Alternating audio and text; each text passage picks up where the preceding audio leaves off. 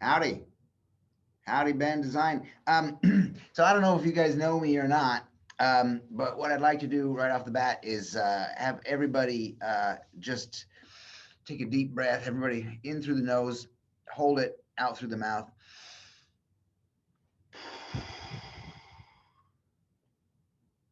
like you're a fucking whale. I am James Victore, and I'm here. I'm here to share with you some a subject that I've been studying for a number of years, something that I find very near and dear to me. And it first occurred to me 10 years ago, maybe more than 10 years ago, when I was writing my first book, which is a big coffee table book of my work. It's called Victore, or Who Died and Made You Boss. Beautiful, sexy book. Makes a great Christmas present. But I was writing this book and I was thinking about my childhood, and I was thinking about my creativity because I was writing about creativity. And I remembered um, kind of my first visual memory. They say you can only go back to, like, maybe 4 years old, or maybe 3 or 5. And mine was about 3 or 4 years old, and it was an image, just a still image of a pool of melted crayons. Right? You took some Crayolas and you leave them out in the sun on a hot cement deck in Albuquerque, New Mexico. Where my father was stationed in the military. And so this pool of melted crayons. And for me, it's interesting because that memory, that visual, is something my work aspires to now. The kind of abstract expressionism in that, the kind of like uncontrolled quality of that. And I was thinking about it, and when I was writing, and I was in a conversation with my mom. I had called my mom, and I said, I had this memory, and I explained it to her, and she said, "Oh, I remember that," which is kind of fascinating. But I didn't push. I didn't push further, and I didn't say, "Oh, why would you remember that? Why would you remember that?" And I think that she remembered it because of her reaction. Not that it was a thing of beauty, not that it would be something that would affect my professional career and my creative aspirations for my entire life, um, but that she probably flipped out. That she probably looked at that and said, "Holy." No, she wouldn't swear. She would say, "Jesus, Mary, and Joseph, we don't own this house. Who's going to clean that up?" um, and that is kind of important. It's as important as my visual memory is the response it got from, let's call it, an audience, or a client, or a boss, right? So I'm here to talk to you about this idea of the things that made you weird as a kid make you great today. And it's an idea that I talk about in this book, in Effect Perfection. And if you don't have it, fucking get it. It's popping up all over the place on Instagram. It's really crazy. It is like COVID quarantine required reading.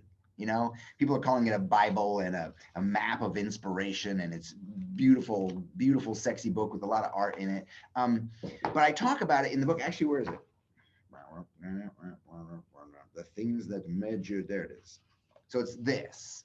It's the things that made you weird as a kid make you great today. It's a lot like this, except this is yellow and that is brown and bigger. So I talk about it in the book, but not that much. And I was thinking about it after Vec was published. I was thinking, there's more to this idea. So I am actually 3/4 of the way through the process of writing the follow-up to Effect Perfection. It should have happened, months ago, but quarantine, COVID, the whole thing slowed publishing down. Same publisher, same type of book, and it's called Hey Weirdo. And it is a deep dive into this entire idea of the things that made you weird as a kid and what weird really means, the etymology of it, the history of it. And it's really fascinating to me. And the title, Hey Weirdo, is a total head fake, because people are going to look at it and go, oh, I'm weird. I dress in purple. And then when they're going to open the book and they're going to read the book and they're going to go, oh shit, this is serious. And it is serious. This idea is really serious because it's about you. And it's about me just the same as my first client, my mother, and her reaction to the first thing that I, as a fucking toddler, saw that set me on fire. This is an important idea. And the first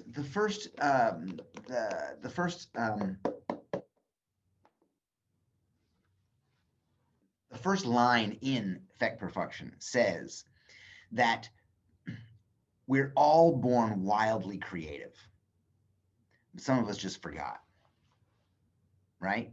We're all born wildly creative because we are all born with what I call the 4 freedoms. And this is an idea that I've been working on in a group that I have called the Creative Warrior. And I think we'll get a chance to talk about that a little bit later. But the idea is that we're born with these 4 freedoms, these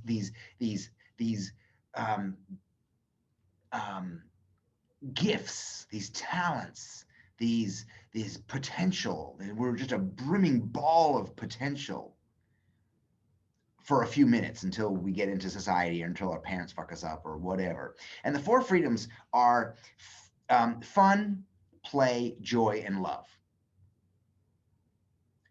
And fun because life should be fun. That's what we're here for. We're here to have fun, really. I mean, I'm a philosophical guy. I study the Stoics and Nietzsche and Buddha. And Buddha's the Buddha's first tenet is that life is suffering. And I agree, life is suffering. Life can be hard. But it's suffering is his second tenet is we suffer because we attach. Because we attach to people. So we lean on them, we become codependent, and when they move, we fall, and we blame them, and we suffer. Or we attach to our things, and when they burn up in a fire, we're like, boo-hoo, I don't have my things.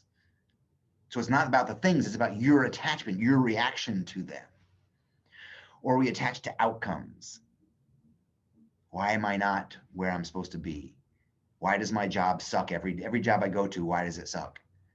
Or I got into this relationship and why does it chafe like a motherfucker?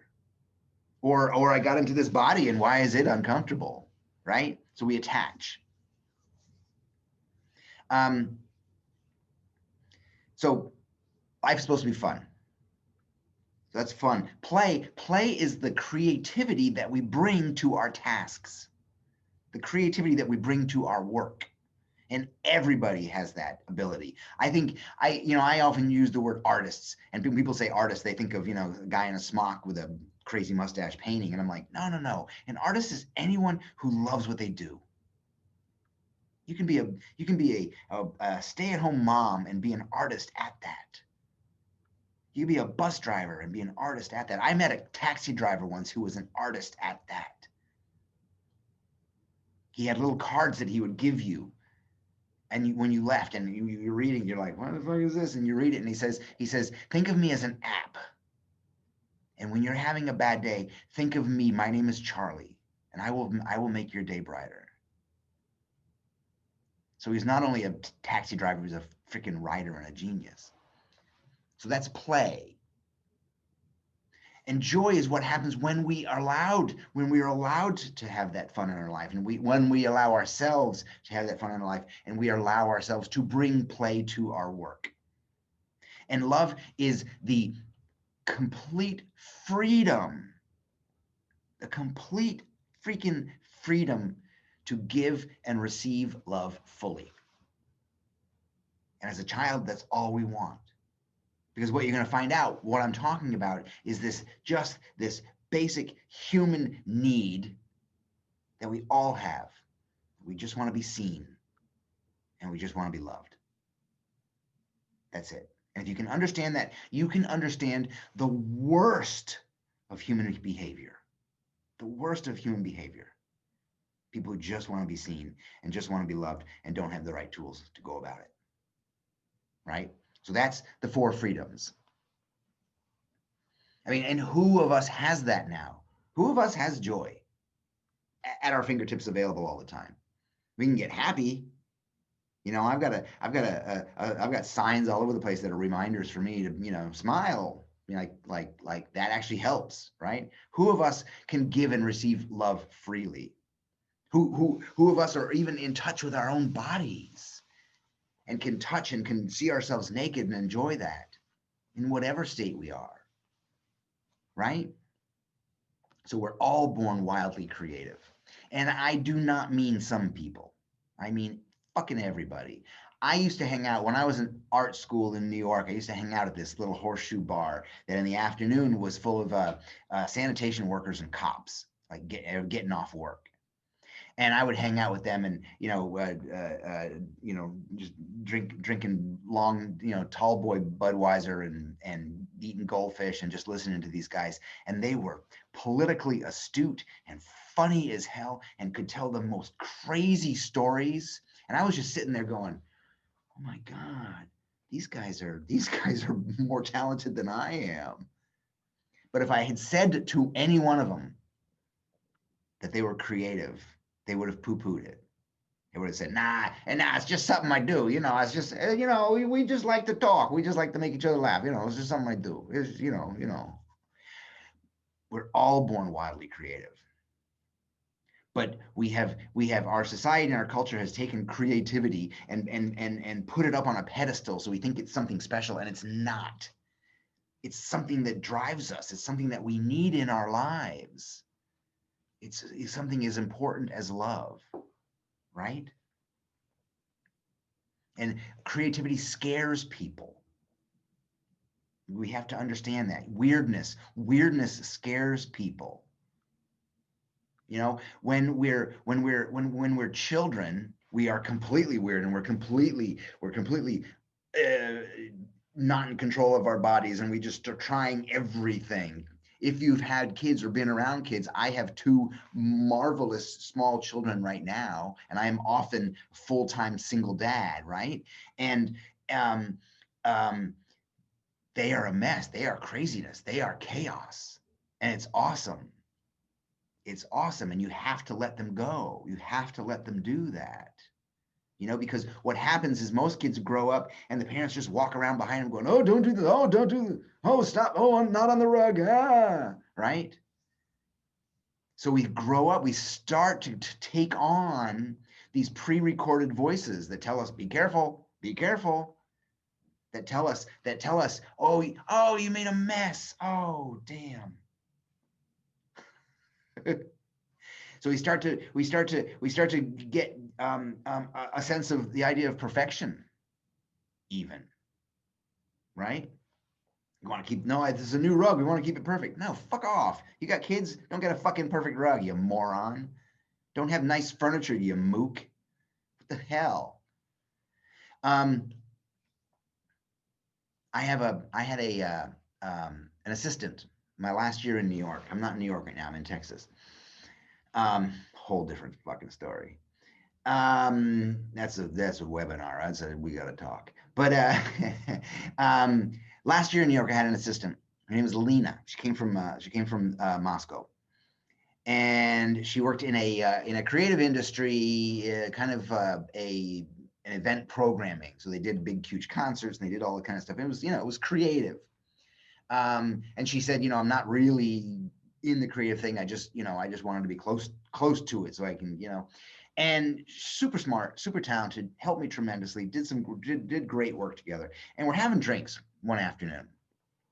And I introduced her to margaritas. And that, don't introduce girls to margaritas, it's bad.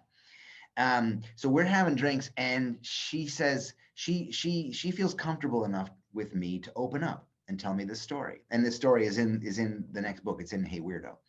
And she says, you know what, James, when I was a kid, and fuck me, any story that starts when I was a kid, it's better than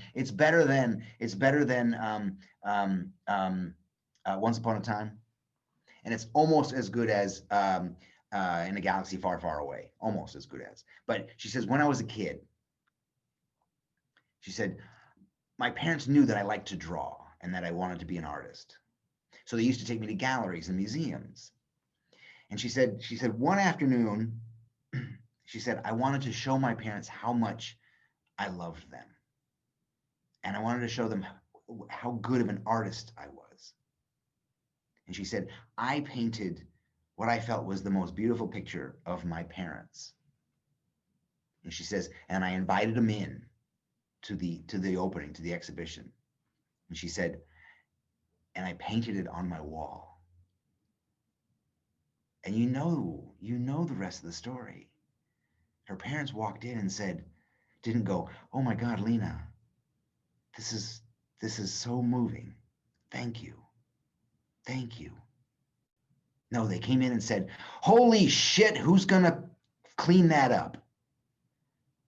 Oh no, and you know what they did? You know what they did right there? And I don't know about you, but I know a whole lot of fucking creative people who can relate to this story. You know what they did right there? Killed, destroyed, stomped on any hopes of Lena finding any fucking potential of her creativity, finding out what she can do, finding out what she's made of. Destroyed it right then and there. So she's no longer aspiring to be an artist. She's no longer aspiring to run a studio or to be in an agency or to run a blah, blah, blah. No, she's going to work in an industry that's close to creativity. So she's going to be fucking frustrated her entire career and just go from job to job seeking, but she'll never find, because what she wants is to express that, is to be that weird kid. And to have the freedom to give and receive love, and to have joy, and to play, right? And there are in the gospel, there's a song that I'm sure you're familiar with.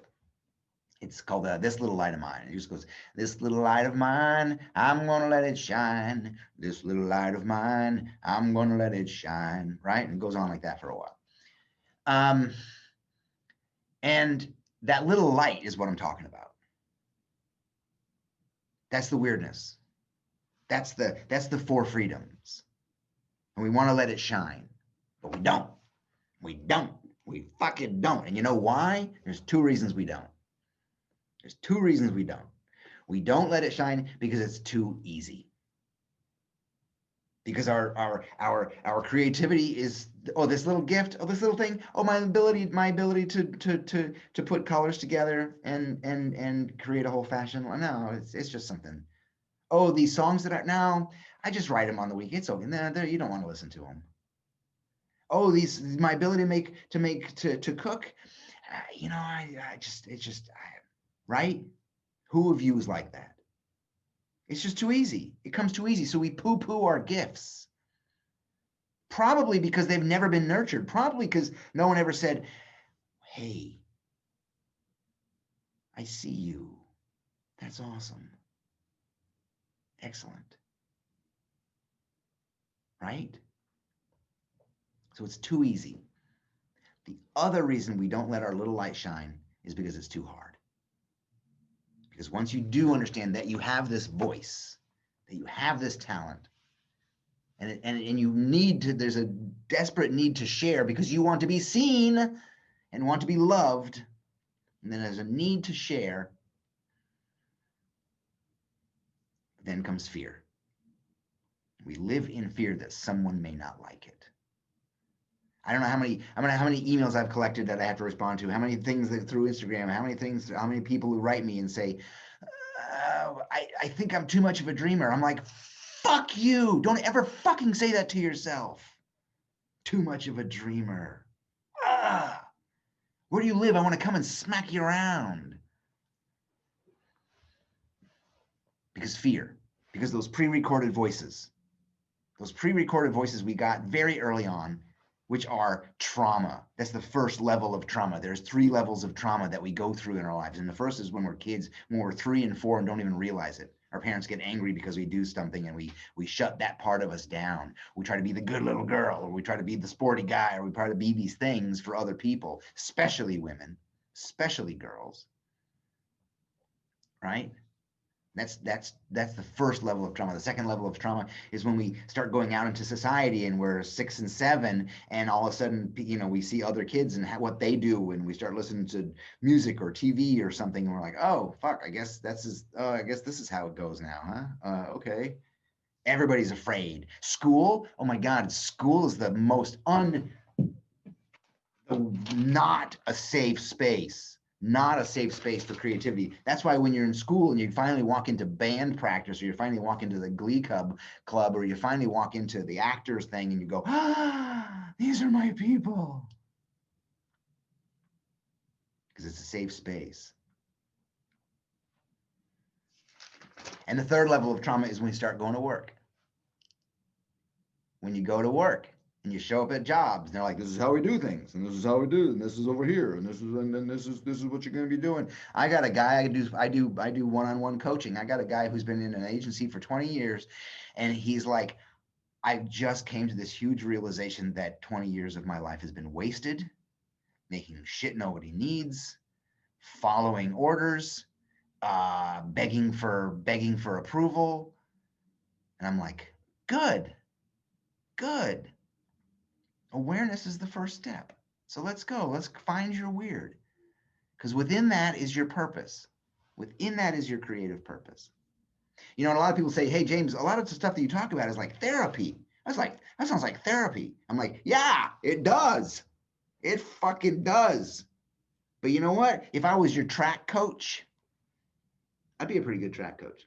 If I was your track coach, I would have you on the track doing speed work. I would have you on the road doing long distance cardio. I would teach you about human performance. I would teach you about physiology, so you know what's going on in your body and why it's sore and why it feels good and how it develops. I would teach you about diet and nutrition, because you need to know that. Stop eating Pizza Hut, jerk, right? You need to know these things. I would also have to talk to you about fear. I'd also have to talk to you about your ideas of success. I would also have to talk to you about ideas of bouncing back from failure and accepting failure. That's therapy. I'm a good coach. You know, there's this guy, there's a entrepreneur, writer, whatever, Jim Rohn, I think, Rohn, and he has this line that says, income rarely exceeds personal development. So what I work in is personal development. Yes. You want to be a better creator? You want to be a better contributor? Become a better person. Get to know this better. Get to some form of self-love. Let's get back to those 4 freedoms, your weirdness. So the things that made you weird as a kid, we've learned already, make us vulnerable. They make us vulnerable. And very few people can hold on to that from the early time until now and just go, you know what? This is who I am. This is who I am. Take it or leave it. Love me or leave me, right? This is who I am. Very few of us can hold on to that because it makes us vulnerable. It often makes us a target. You become the dumb one because you're not good at school. You're good at something else. You're excellent at all the stuff, all the creative stuff that contemporary schools don't pay attention to, right? I'm like, what about math? What about science? What about history? What about creativity? Because in 2020, 2021, we need creativity. We need creative answers to this bullshit that's going on around the world, right? We don't need normal. We need weird. So now here we are. We're now adults. We're now creative. We're now in creative industries where we want to get paid for our creativity. But this is what I'm saying. This is how we see through that. We want to now get paid for the things that make us vulnerable. You start mixing creativity and commerce together, that's some funky stuff. You had better be full of self-love. You had better be confident in that voice, or at least be able to deal with all the fear and all the subconscious and all the trauma and all the ego. You know, the thing about those voices, the fear-based voices that come up, the ego, they're not your voice. They're a habit. They're all these voices you've picked up. And it's so hard to hear your own. It's so hard to follow through. I'm just starting 2 projects. I'm going to announce in a couple of weeks, I'm going to be announcing 2 new things. And this is, and it's huge. It's big for me because it's James Victore fucking stepping up. Step the fuck up. I want to be weird. Then let's go. Let's be weird. You know, and the thing is, we want to get paid for it, and it makes us conscious of our vulnerability.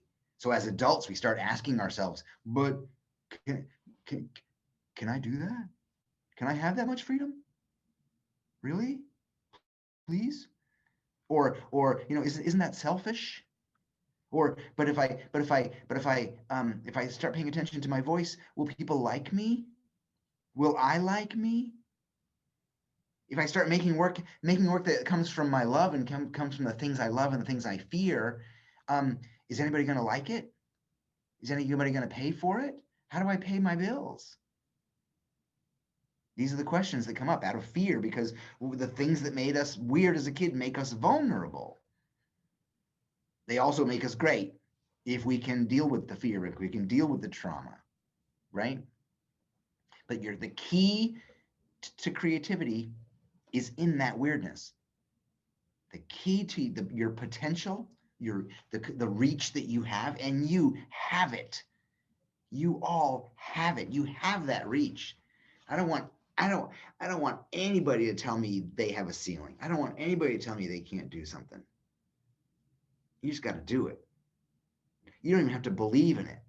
How about that? People are like, oh, believe in yourself. I'm like, no, don't fucking believe in yourself. Fucking fantasize. Fantasize. You know, I've got these projects I'm rolling out. I have a fantasy. It's awesome. You know, if anybody's ever masturbated, you know what fantasy helps a lot, right? Fantasize about it, because then you're going to get good at that. You're going to get good at fantasizing, and it's going to become your new reality.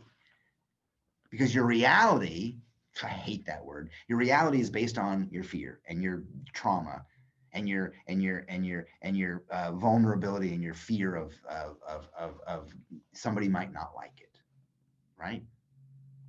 So the key to your creativity is in that weirdness, and it's in those innate skills that you were born with. You guys all have different details. Your details are all different. You know, you like things with rubber tires, and you like things that have fabric and it moves. And, you know, I like things that, I don't know. But these innate skills, or these innate desires that we have, the desires to act, the desires to play, the desires to make, and the desires to be seen. As simple as that, to be seen. You know, when you're kids, you're like, hey, look at this, I did a drawing. You don't do drawings and shove them in a drawer like we do now. We want to share them. Hey, I made a dance, watch. You know, my daughter Nova, oh my God, what a crazy dancer. I hope she never loses that. And my son, he's brilliant. And he's like me, he's way too sensitive. And I hope he doesn't lose that. And I hope he understands that that's a gift. That's his power. And he's weird. He was born weird. He has physical things. And I have to be his teacher to get him to understand that's powerful. So it's all about accessing that weirdness. It's all about getting back to who and it's not personal development either, because you're not developing anything. You've got it already. You're not taking on new things. You're just gonna be you. It's just going back and allowing yourselves to have that. In the Creative Warrior class, we had an interview today with a guy named Tom Herbert. He's a master baker out of London, out of the UK. Super smart, charming guy. And he talked about this process he just went through by leaving the family. 5 generations of bakers. Hobbs Bakery. 5 generations. And he's the oldest of 5 sons. And it was his job it was his thing. And he left. He left. And he gave himself, he said, I gave myself 3 months to figure it out. And he says, I've got 4 kids and I've got, a wife. And he said, 3 months went by and I was like, oh shit, what the, and he told us about this crazy ass process he had to go through in order to find out his purpose, in order to just be able to relax into his weirdness so he can serve others. And it was just getting back to the 4 freedoms. And baking and cooking is that's one of his details. And his purpose is to create for others. So we all want to be seen, and we all want to be loved without judgment. And that's the hard part, because any judgment that comes, you have to let go of. You are not in control of that. I say all the time, I know that I am not for everyone. I am just for the sexy people.